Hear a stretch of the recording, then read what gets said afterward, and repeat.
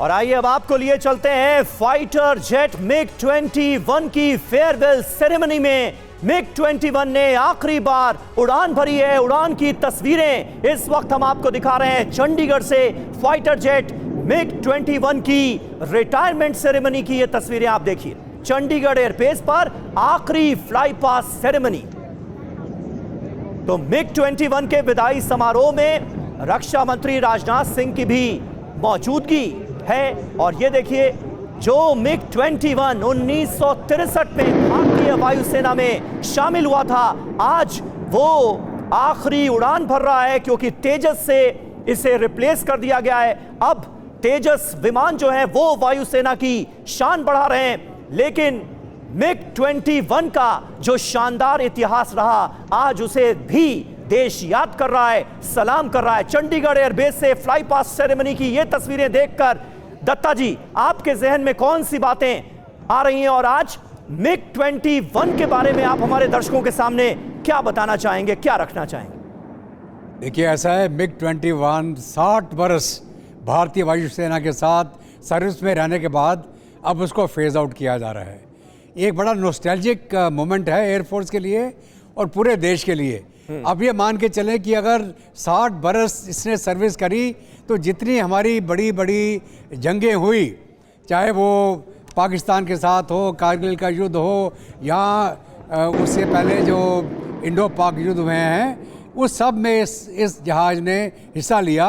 और ये हमारी एयरफोर्स का बैकबोन था, एक मेन स्टे एयरक्राफ्ट था। और आज के दिन में 60 बरस के बाद इसको रिटायर किया जा रहा है और तकरीबन जो 45 स्क्वाड्रन के करीब इनकी जो नफरी थी, इसको रिप्लेस किया जाएगा तेजस के साथ में। तेजस जो भारत खुद अपने आप प्रोड्यूस करने वाला है, और तेजस मार्क 1, मार्क 2 और उसके बाद में M का। तो ये एक अपनी आत्मनिर्भरता की तरफ एक कदम है।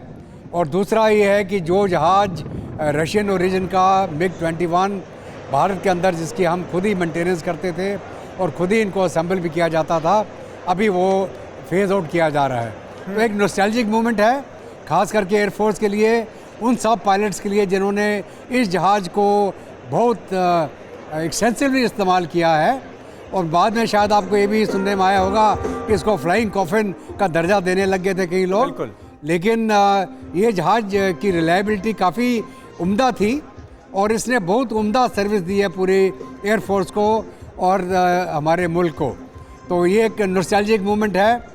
और आगे चल के अब एयरफोर्स के अंदर जो नए विमान इंडक्ट होंगे, चाहे जो रफ़ेल अभी ऑलरेडी इंडक्ट कर रहे हैं, M का है, हमारा तेजस है, और इसके साथ में जो हम तेजस से इसे रिप्लेस किया जा रहा है। लेकिन दत्ता जी, जैसे आज हम रिटायरमेंट सेरेमनी की ये तस्वीरें देख रहे हैं, आखिरी उड़ान की तस्वीरें देख रहे हैं, तो अब फेज आउट करने का प्रोसेस क्या होता है? मतलब जो लड़ाकू विमान अभी तक उड़ते रहे, जो कि भारत के शौर्य के तौर पर हमेशा हमेशा जाने जाएंगे, क्योंकि शौर्य के 62 साल जो हैं उसके गवाह रहे हैं ये, अब इन विमानों का क्या होगा? कैसे इन्हें फेज आउट किया जाएगा? कैसे पूरी जिम्मेदारी जो है वो तेजस को दी जाएगी? कैसे इन्हें रिप्लेस किया जाएगा? कुछ उस प्रोसेस के बारे में अगर आप दर्शकों को बता पाएं।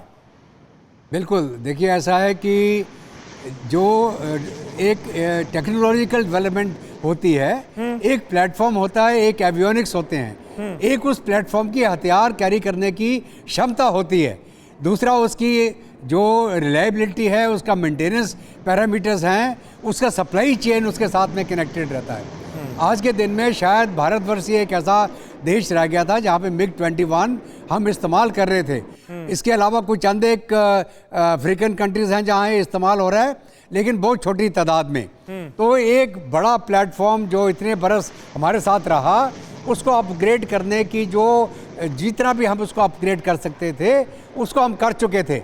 अभी उसके बाद उसको आप उसके आगे नहीं बढ़ा सकते हैं। उसके एवियोनिक्स हैं, रडार्स हैं, उसके जो इलेक्ट्रॉनिक सिस्टम्स हैं, उनके जो जैमिंग कैपेबिलिटीज़ हैं, हथियार कितने कैरी कर सकता है, किस प्रकार के कैरी कर सकता है। तो ये सारी चीज़ों को आपको अपग्रेड करना होता है। और अपग्रेड करने की मुहिम को ही लेके आज के दिन में जो हमारा तेजस डेवलप किया गया है, और आगे चल के 5th जनरेशन के अंदर भी हम कदम रखने वाले हैं। ठीक है, तो आपको पूरी दुनिया के साथ में अपना बदलाव करना पड़ता है। सही बात है, सही बात है। अपने आसपास के इलाकों को मद्देनजर रखना पड़ता है। बिल्कुल बिल्कुल। और वही बदलाव किया भी गया है क्योंकि ये एक जरूरत थी, वक्त की जरूरत थी। अंजू निर्वाण देखिए इस वक्त TV9 भारतवर्ष की स्क्रीन पर नजर आ रही हैं। हमारी डिफेंस कॉरेस्पॉन्डेंट हमें ज्वाइन कर रही हैं सीधे चंडीगढ़ से। चंडीगढ़ में आप उन लम्हों की गवाह बन रही हैं। अंजू, 62 साल के शौर्य को यहां पर स्टूडियो में भी हम याद कर रहे हैं, MiG-21 के। और कौन भुला सकता है बालाकोट में जो एयर स्ट्राइक की गई थी और उसमें जो शौर्य का प्रदर्शन MiG-21 विमान ने किया था, उसको कैसे भुलाया जा सकता है। आज वहां पर मौजूद रहकर आपको क्या क्या याद आ रहा है, वहां से क्या दिखाना चाहेंगे? जी बिल्कुल समीर, मैं आपको यहाँ पर मैं चंडीगढ़ एयरबेस पे मौजूद हूँ और जिस तरीके से 1962 से लेकर हम आपको बता दें एक बड़ा लंबा सफ़र रहा है इस एयरक्राफ्ट का।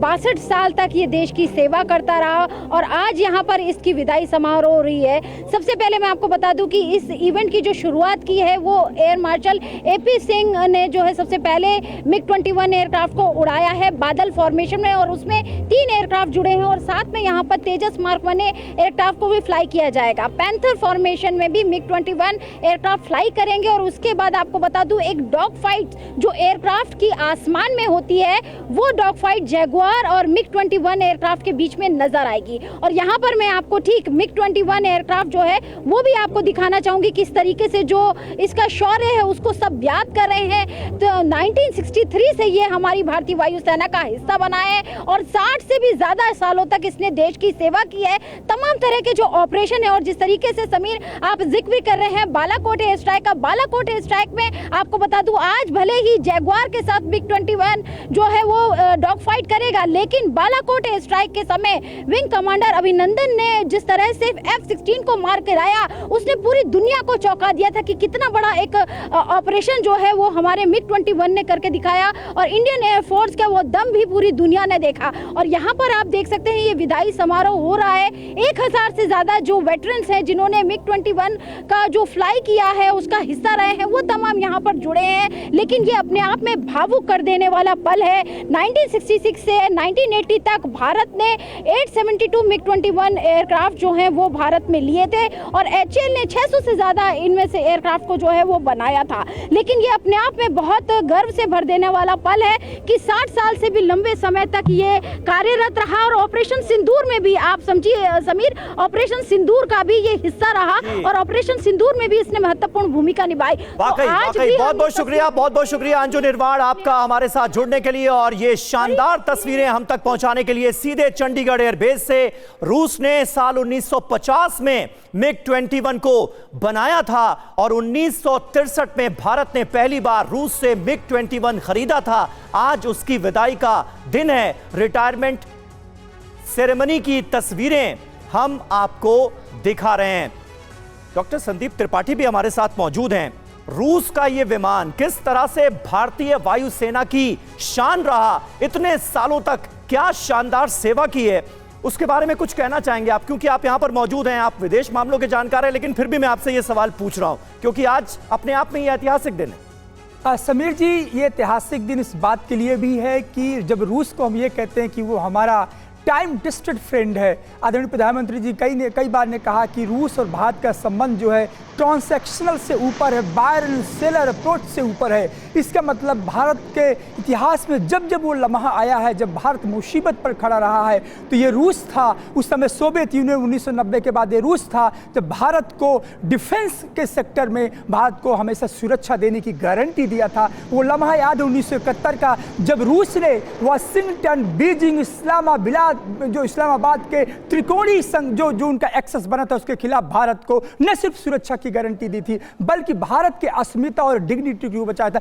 यही कारण है कि आज भारत रूस के रिश्तों की चर्चा होती थी। इतिहास की छाया वर्तमान को और मजबूत करती है और भविष्य के एक अच्छे संबंध को रेखांकित करती है। क्या बात है। बिल्कुल दत्ता सर, अब कुछ कहानियां भी हम आपसे सुनना चाहेंगे। ये कहा जाता है कि 1971 में मिग की असली ताकत देखी गई थी। मतलब पाकिस्तान से लेकर बांग्लादेश में दुश्मनों के खेमों पर जो बॉम्बिंग की गई उससे उनका दिल दहल गया, उनके हौसले पस्त हो गए।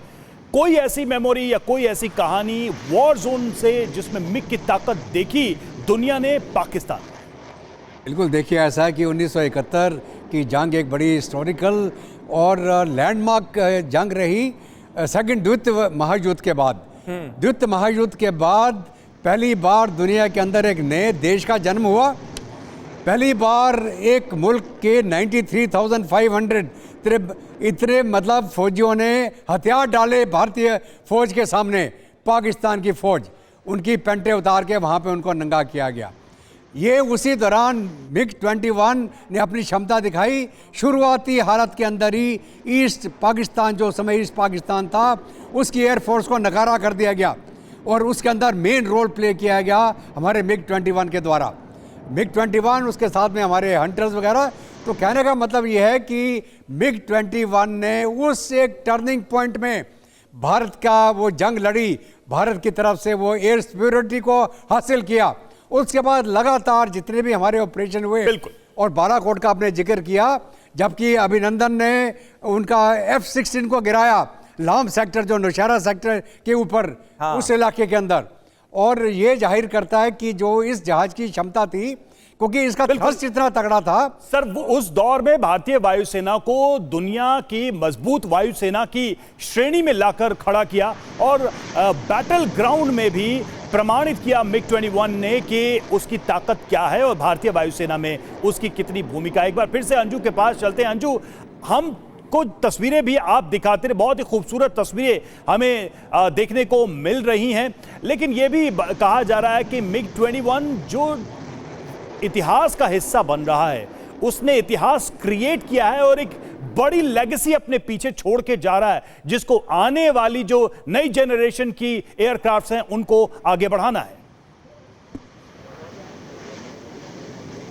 जी बिल्कुल, जिस तरीके से आपने कहा कि एक बड़ी लेगेसी जो है MiG-21 पीछे छोड़ के जा रहा है, एक लंबा सफ़र उसने तय किया है। 60 से भी ज़्यादा सालों तक वो इंडियन एयरफोर्स के साथ जुड़ा रहा और भारतवर्ष की सेवा की, और उसने ये पूरी दुनिया को सिखाया कि किस तरीके से अपने बॉर्डर्स की, अपनी सीमाओं की सुरक्षा करते हैं। ये पूरी एक लेगेसी है। वहीं आपने जिस तरह से कहा कि ये हिस्ट्री बनेगा, लेकिन इतिहास के पन्नों में हमेशा अमर रहेगा। इसकी लेगेसी को जो आगे बढ़ाने का काम करेगा वो तेजस मार्क 1 एयरक्राफ्ट करेगा। और 97 एयरक्राफ्ट को लेकर हाल ही में हमारी जो डिफेंस मिनिस्ट्री है उसने डील की है। इंडियन एयरफोर्स को करीब 97 एयरक्राफ्ट मिलेंगे, जिसमें कि आपको मैं बता दूं कि 2027 से लेकर 2028 तक जो तेजस मार्क 1 एयरक्राफ्ट हैं वो धीरे धीरे मिलना शुरू हो जाएंगे। और आपको बता दूं कि यहीं से आपको मैं बता दूं कि शुरुआत भी होगी मेक इन इंडिया स्कीम के तहत तैयार किए गए तमाम वो एयरक्राफ्ट की, यानी कि तेजस मार्क 1 है, उसके बाद एमका, और आपको मैं बता दूं कि लगातार इंडिया जो है वो आगे बढ़ेगा।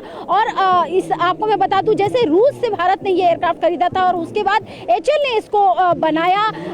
बड़ा ऑफर एक बार फिर से रशिया की ओर से भारत को दिया जा रहा है Su-57 को लेकर। हालांकि उस पर डिस्कशन चल रहा है, भारत उस पर आगे देखेगा कि क्या करना है, लेकिन आपको बता दूं उसमें भी टेक्नोलॉजी ट्रांसफर का पूरा ऑप्शन जो है वो रशिया की ओर से दिया जा रहा है और भारत में उन एयरक्राफ्ट को बनाया जाए, ये पूरा एक ऑफर है। लेकिन आपको मैं बता दूं कि वहीं अगर हम MiG-21 की दोबारा अगर हम बात करते हैं तो एक बड़ा इसकी हिस्ट्री रही है। आपको मैं बता दूं ढाका में जब जिस वक्त 1971 में भारत ने जब पूरा ऑपरेशन किया था, तो जो ढाका में जब बड़ी मीटिंग चल रही थी वहां पर भी मैं आपको बता दूं कि पाकिस्तान के खिलाफ MiG-21 ने बड़ी स्ट्राइक की थी। इसके अलावा जैसे हमने ऑपरेशन सिंदूर में देखा कि भारतीय फोर्स ने किस तरीके से 11 से ज्यादा बेसिस जो थे उनको डिस्ट्रॉय किया, उन पे गड्ढे, बड़े बड़े गड्ढे कर दिए। ठीक आपको मैं बता दूं 1971 के वॉर में भी हमारे MiG-21 ने इस तरीके के ऑपरेशन किए थे और पाकिस्तान के एयर बेसिस पे इसी तरह के गड्ढे हुए थे। आपको एक बार मैं तस्वीरें भी दिखा देती हूँ MiG-21 एयरक्राफ्ट के साथ।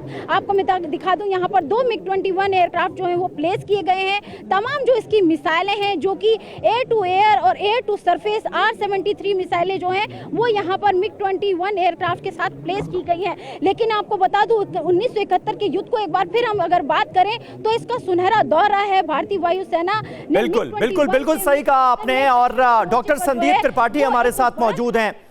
डॉक्टर त्रिपाठी, 97 तेजस एयरक्राफ्ट, तेजस फाइटर जेट अब मिलने वाले हैं और खास बात यह है कि और ये जिम्मेदारी HAL को सौंपी भी गई है। लेकिन एक बड़ा शिफ्ट आप ये भी देख रहे हैं क्या कि रूसी फाइटर जेट को रिप्लेस कर रहे हैं हमारे स्वदेशी विमान। तो डिफेंस सेक्टर में खास करके आत्मनिर्भर भारत का जो सपना देखा गया है उस ओर हम तेजी से बढ़ते हुए नजर आते हैं क्या?